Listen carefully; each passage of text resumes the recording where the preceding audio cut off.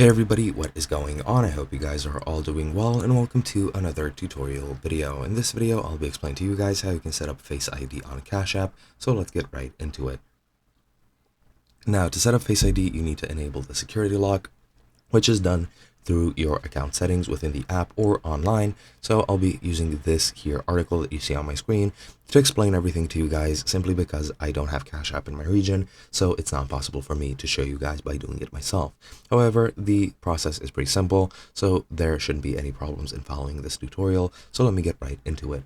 Now, what you need to do to enable the security lock, you need to have a PIN, Touch ID, or Face ID to make payments in Cash App.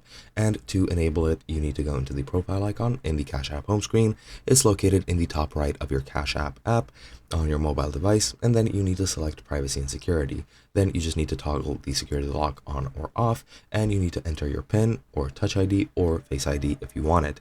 Then once you've entered that, you should be good to go, but you can also do it online if you currently don't have access to your mobile device.